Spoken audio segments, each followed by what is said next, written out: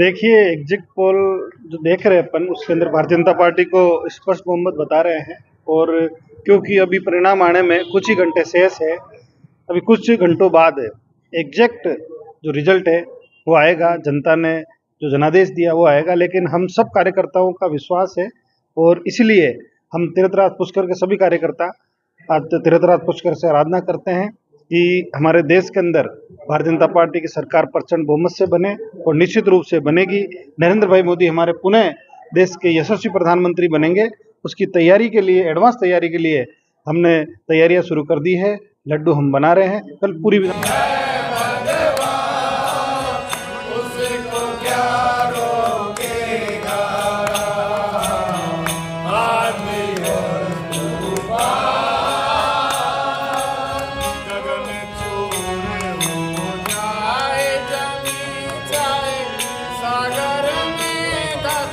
पूरी विधानसभा के अंदर हम लड्डू बांट के हमारी जो सरकार बनने जा रही है उस उपलक्ष्य के अंदर हमारे सब कार्यकर्ता खुशी मनाएंगे। ये हमारी जो पुष्कर विधानसभा है उसके अंदर जो विधानसभा का जो रिजल्ट रहा उससे कई ज्यादा वोटों से हम जीत के हमारे यहाँ के प्रत्याशी को नरेंद्र भाई मोदी जी के पास भेजेंगे। देखिए, कांग्रेस के पास सिर्फ नोटंकी करने के अलावा कोई काम नहीं बचा है। कलेक्टरों को फोन करने से कोई वोट बढ़ता नहीं है। जब वोट मत पेटी के अंदर बंद हो गया, मत पेटी सील हो गई, उसके बाद जो रिजल्ट आता है, जिस समय मतगणना होती है उस समय सभी पार्टियों के जो एजेंट है वहाँ पे मतगणना के जो एजेंट है वो बैठे रहते हैं। काउंटिंग होती है, आजकल ऑटोमेटिक मशीन है। तो ये सिर्फ और सिर्फ कांग्रेस भ्रम फैलाने का काम करती है। जिस तरह से लोकसभा चुनाव के अंदर उन्होंने पूरे देश के अंदर तरह तरह के भ्रम फैलाए, भ्रम फैलाने के अंदर विपक्षी पार्टी माहिर है और यही भ्रम फैला के उन्होंने वर्षों तक राज किया। लेकिन अब हमारे देश की जनता जाग चुकी है। सही के साथ हमारे देश की जनता रहती है। सत्य की हमेशा जीत होती है। हमारे अशोक चिन्ह पे भी लिखा है कि सत्यमेव जयते। इसका भारतीय जनता पार्टी ने सही अर्थों में पालन किया है।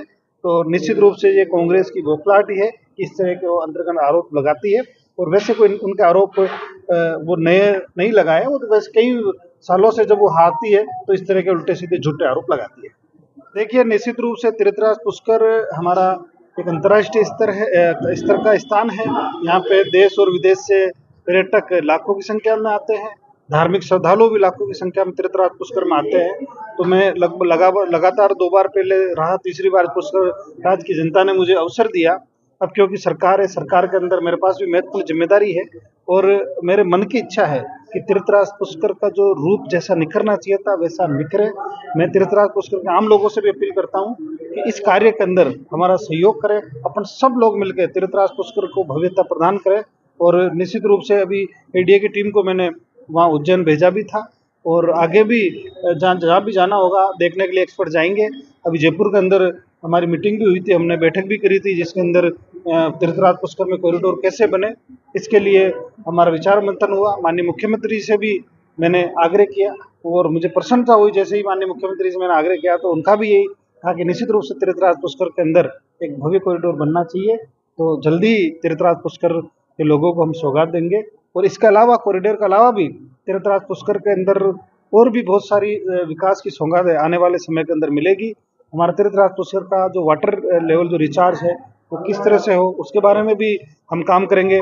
जो ERCP के माध्यम से चंबल, काली सिंध और पार्वती का पानी जो बिशलपुर तक आ रहा था उसको हमने पुष्कर तक लाने की DPR के अंदर जोड़ दिया है। निश्चित रूप से वो भी कुछ वर्षों के अंदर जल्दी लाने का हम प्रयास करेंगे। और पुष्कर के आसपास के क्षेत्र के अंदर जो पीने के पानी की समस्या है उसके लिए भी हम प्रयास करके यहाँ पर कोई अलग से बजट स्वीकृत करा के अलग से कोई बड़ी लाइन डलाने की हम योजना बना रहे हैं। तो इस तरह से चरणबद्ध तरीके से हम तीर्थराज पुष्कर का सभी क्षेत्रों के अंदर हम विकास करेंगे।